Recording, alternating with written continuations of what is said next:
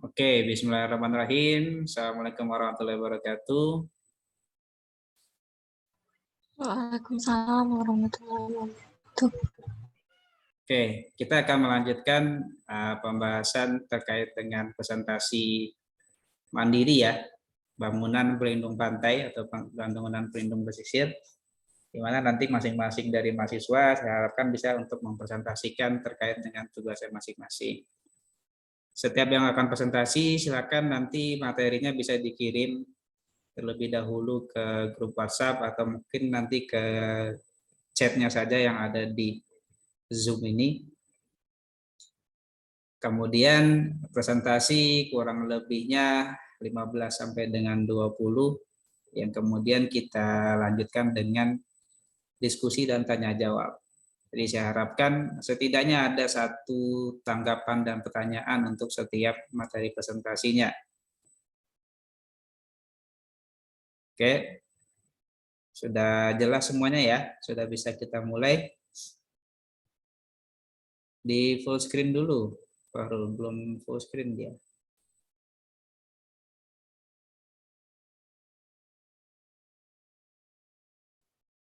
Tampilannya masih tampilan PPT-nya dia.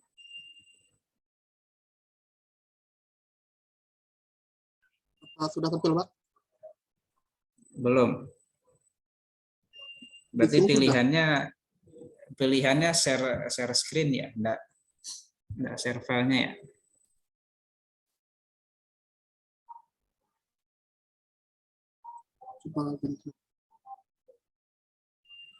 Coba di play dulu, di play lagi, dibuka PowerPoint-nya, kemudian yang di share screen-nya layar yang full screen-nya tadi.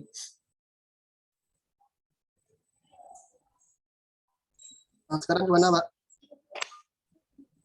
Di saya masih loading. Nah, oke, sudah. Oke, silakan untuk dimulai presentasinya. Assalamualaikum warahmatullahi wabarakatuh. Terima kasih ucapkan kepada Pak Watri atas waktu yang diberikan kepada saya untuk presentasikan tentang struktur bangunan pelindung pesisir. Di mana pada tugas ini saya kesempatan dapat pada perihal tentang pecah gelombang air atau breakwater.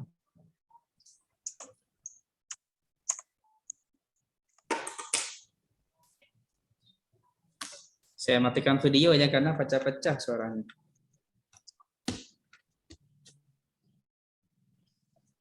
Selanjutnya itu ada definisi dari breakwater tersebut, yaitu pecah gelombang atau dikenal sebagai juga dengan pemecah ombak. Adalah prasarana yang dibangun untuk memecahkan ombak atau gelombang dengan menyerap sebagian dari energi gelombang tersebut. Dimana fungsi dari breakwater ini yaitu mengalirkan abrasi pada garis pantai. Kedua yaitu meredam gelombang air gelombang laut di pelabuhan. Yang ketiga untuk mencegah sedimentasi atau pengendapan pasir. Selanjutnya itu jenis pemecah gelombang. Pemecah gelombang dibagi atas dua jenis, yaitu dari segi bentuk dan kedua dari segi letaknya. Yang mana dari segi bentuk penampang melintang tersebut dibagi atas tiga bagian juga, yaitu pemecah gelombang bertipe sisi miring, kedua pemecah gelombang tipe sisi tiga, pemecah gelombang bertipe campuran. Sedangkan dari segi letaknya atau lokasinya yaitu pecah gelombang lepas pantai dan pemecah gelombang sambung pantai. Lanjut ke bentuk pertama itu pemecah gelombang sisi miring, yang mana kita bisa lihat pada gambar dari pemecah gelombang tersebut berbentuk trium, yang mana memungkinkan kerusakan terjadi tidak secara tiba-tiba. Jenis lamping lapis pelindung pada gelombang sisi miring ini yaitu tripod, tetraprod, dan dolos. Dibuat untuk kedalaman labuh yang relatif dangkal. Syarat untuk dibangunnya pemecah gelombang sisi miring tersebut, yaitu pertama tinggi gelombang maksimum rencana harus ditentukan dengan baik. Yang kedua, tinggi yang harus cukup untuk membangun fondasi dibuat sedemikian rupa sehingga tidak terjadi erosi pada kaki bangunan yang dapat membahayakan stabilitas bangunan tersebut. Selanjutnya itu pemecah gelombang sisi tegak, yang mana ditempatkan di laut dengan kedalaman kolam yang lebih besar dan tinggi gelombangnya. Kedua, pemecah ini dibuat apabila tanah dasar mempunyai daya dukung besar dan tahan terhadap erosi. Yang ketiga, terbuat dari material-material seperti pemasangan batu, sel turap baja yang di dalamnya diisi tanah atau batu, tumpukan buis beton, dinding turap, baja, atau kaison beton. Selanjutnya yaitu pemecah gelombang tipe campuran. Dibuat pada kedalaman air yang sangat dalam dan tanah dasar tidak mampu menahan beban dari pemecah gelombang sisi tegak. Yang mana pada pemecah gelombang tipe campuran ini terdiri dari pemecah gelombang sisi tegak dan pemecah gelombang sisi miring, yaitu gabungan dari pemecah gelombang sebelumnya. Ada 3 macam pertimbangan tinggi sisi tegak dengan tumpukan batunya. Pertama yaitu tumpukan batu dibuat sampai setinggi air yang tertinggi. Sedangkan bangunan sisi tegak hanya sebagai penutup bagian atas. Yang kedua itu tumpukan batu di air setinggi air terendah sedang. Bangunan sisi tegak harus menahan air tertinggi. Ketiga yaitu tumpukan batu merupakan tambahan fondasi dari bangunan tegak. Jadi batu-batu daripada gambar yang bisa kita lihat di sini itu bukan tambahan fondasi dari bangunan sisi tegak tersebut untuk menahan intinya. Selanjutnya dari segi letak tadi itu terbagi atas 2, yaitu pemecah gelombang sambung pantai dan pemecah gelombang lepas pantai. Yang mana pada pemecah gelombang sambung pantai yaitu berhubungan dengan daratan atau pantai tersebut. Yang kedua, direncanakan untuk perlindungan perairan dan pelabuhan. Yang ketiga, dalam perancangannya perlu jauh karakteristik gelombang sepanjang pemecah gelombang. Yang ketiga, yang selanjutnya yaitu pemecah gelombang lepas pantai, yaitu berada jarak tertentu sejajar dengan pantai tersebut. Yang kedua yaitu rencanakan untuk pantai di belakangnya. Konstruksi breakwater sisi tegak. Yang pertama yaitu dari struktur beton, di mana fondasi terbuat dari tumpukan batu yang diberi lapis pelindung dari balok beton. Yang selanjutnya yaitu blok beton secara vertikal, dan kemudian blok-blok tersebut dikunci dengan beton bertulang dicor. Sedangkan pada puncaknya dibuat dinding beton yang dicor. Selanjutnya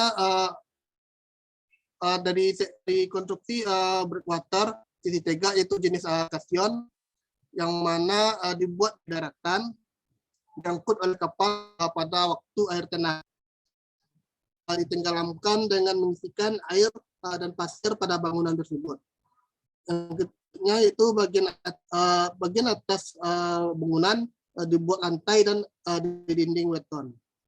Kasion dibuat kotak dengan bagian bawah tertutup dengan dinding diafragma yang membagi kotak. Selanjutnya sel papan pancang terdiri turap tiang beton yang dipancang melalui tanah lunak tanah keras. Bagian atas dibuat blok beton.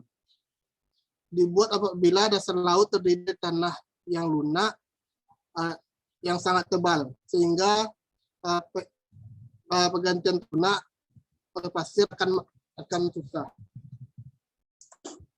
Selanjutnya konstruksi breakwater dari sisi miring, yaitu terdiri lapisan core, itu lapisan dalamnya ini disebut lapisan core, itu selanjutnya lapisan bawah, dan di luarnya lapisan batu yang biasa disusun dengan menggunakan batu maupun beton, yang mana seperti batu tetrapod, dan dolus. Yang mana lapisan terluar terdiri dari batu-batu dengan ukuran besar dan lapis semakin keras semakin kecil. Butir batu dengan sisi tajam akan mengait satu sama lain.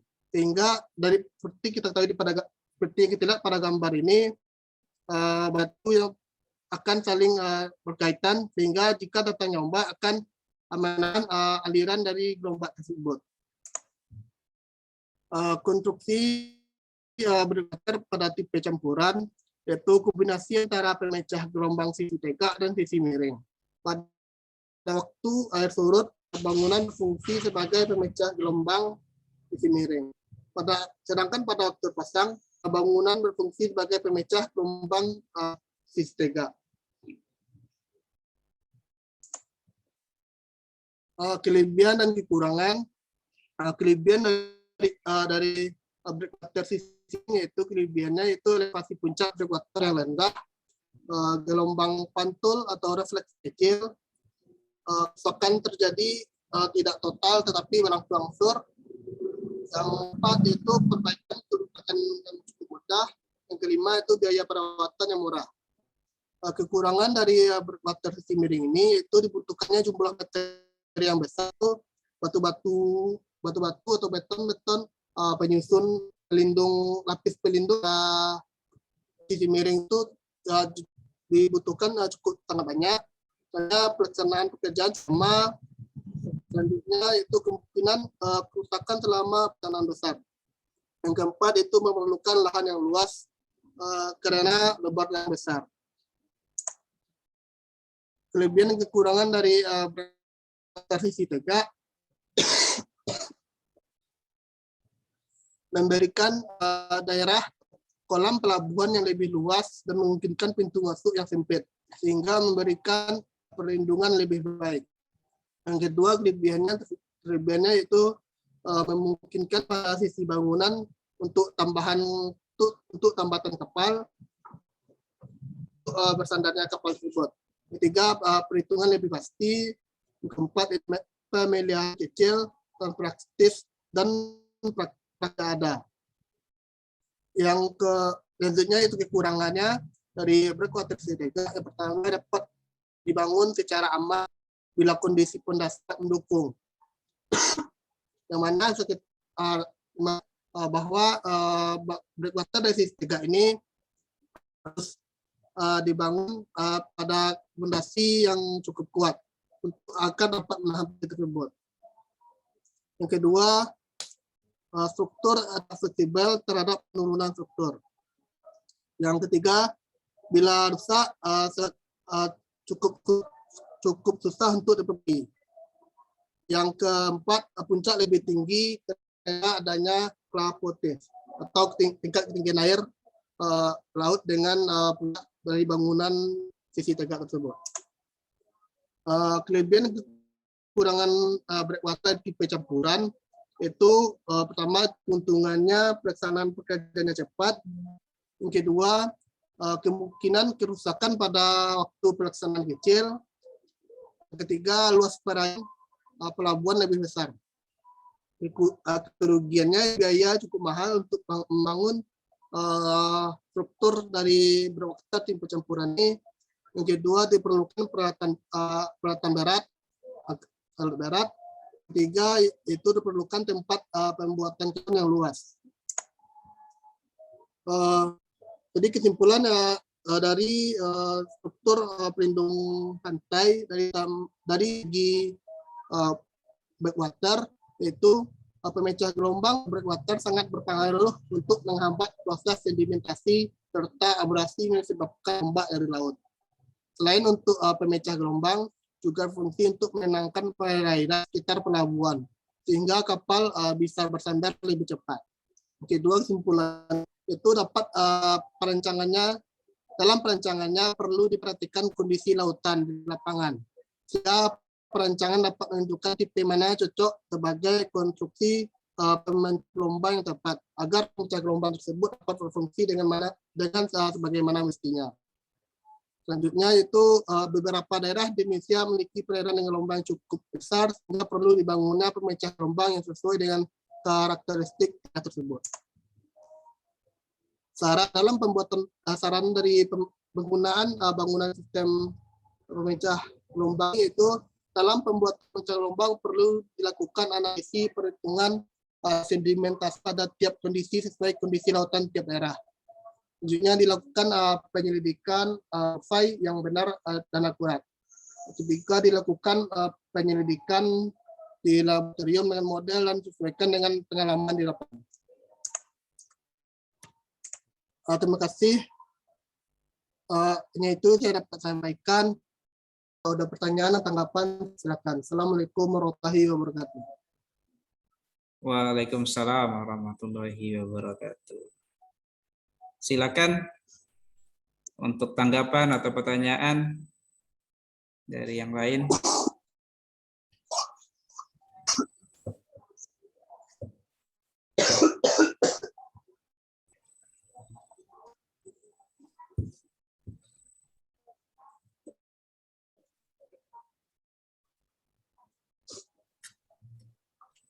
Tidak ada? Mohon izin Pak Watri. Oke, silakan. Perkenalkan diri. Terima kasih Pak Watri. Baik, terima kasih atas waktunya Pak. Mohon izin, saya Muhammad Iqbal. Ingin sedikit bertanya terkait yang sudah dipaparkan tadi kepada Pak Fahrul. Jadi terkait masing-masing konstruksi tadi, apakah dari literatur yang Bapak baca, apakah terdapat lifetime-nya ataupun jangka waktu untuk konstruksinya harus diperbaiki ataupun diganti gitu? Apakah terdapat jangka waktunya masing-masing konstruksinya gitu? Terima kasih Pak Fahrul, Pak Watri. Oke. Sudah jelas pertanyaannya ya, Farul?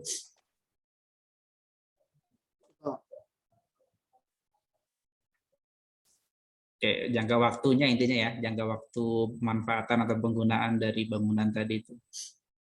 Apakah berbeda untuk 3 jenis tadi atau sama atau seperti apa?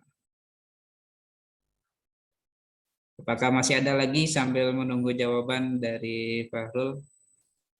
Saya persilakan. Ya Pak, Resti Pak. Oke, silakan Resti. Terima kasih Pak.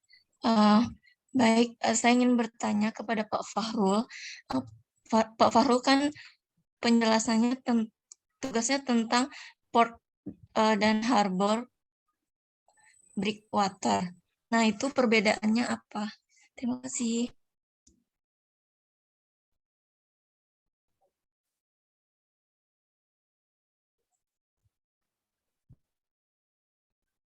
Sudah jelas pertanyaannya? Kurang jelas, Pak. Maksudnya dari apa ya, Kak? Dari port sama harbor apa gimana? Iya Pak. Maksudnya kalau yang port itu perbedaannya sama yang harbor itu bagaimana? Ciri khasnya atau perbedaan mendasar antara keduanya? Itu kan dua jenis kan ya Pak? Oke. Iya. Dan breakwater yang di port sama di harbor itu bedanya apa gitu ya? Iya Pak.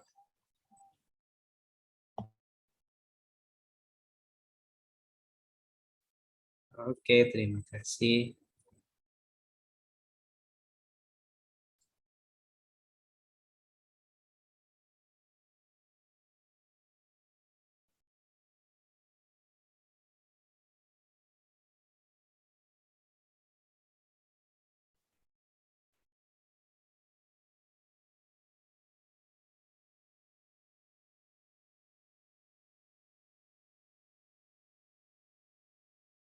Masih ada lagi?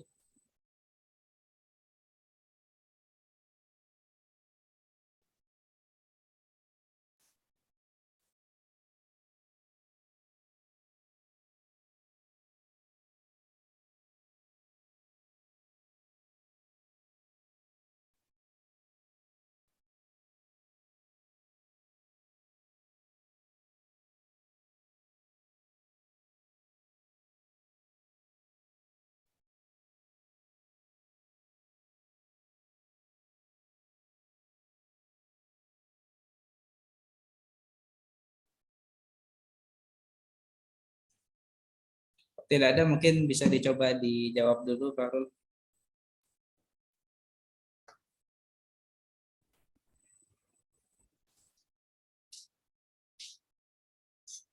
Ada yang bisa langsung jawab?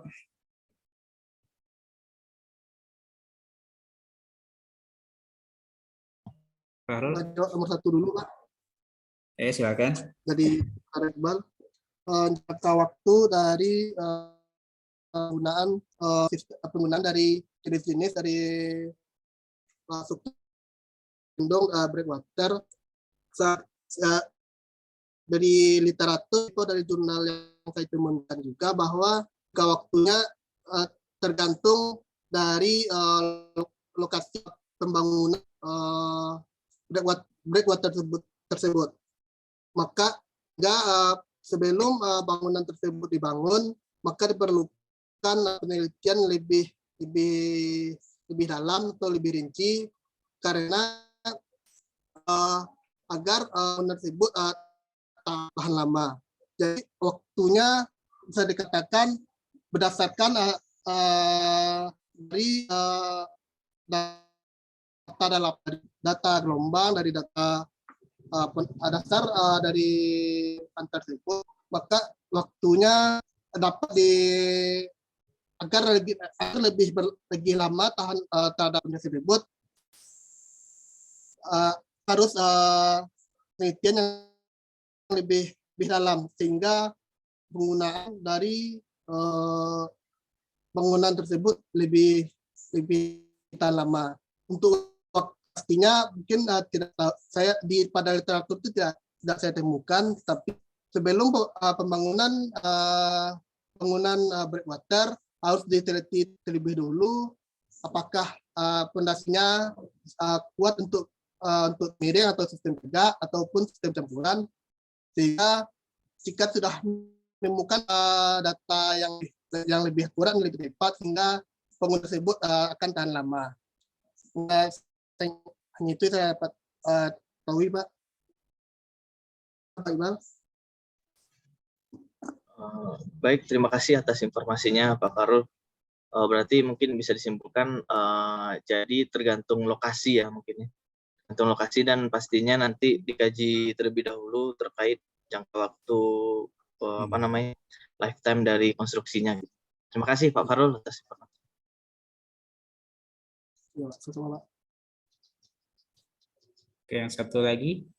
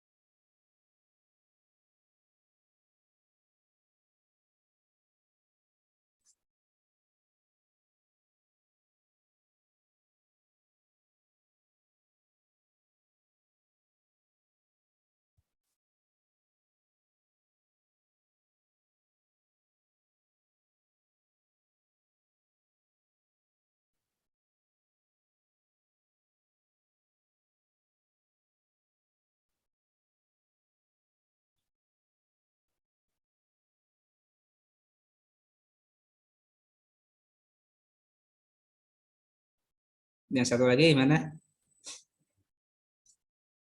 Sebentar lagi habis.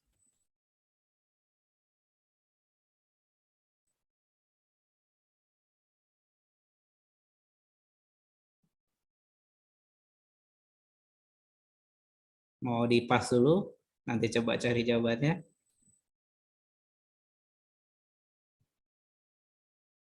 dulu, Pak. Bahas dulu.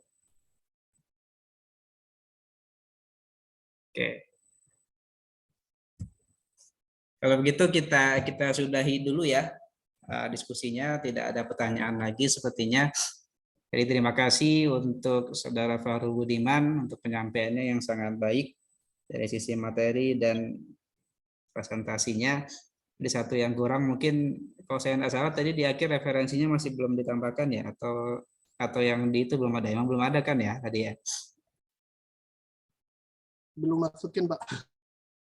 Ya sumbernya. Jadi kalau bisa jangan terlewat nanti.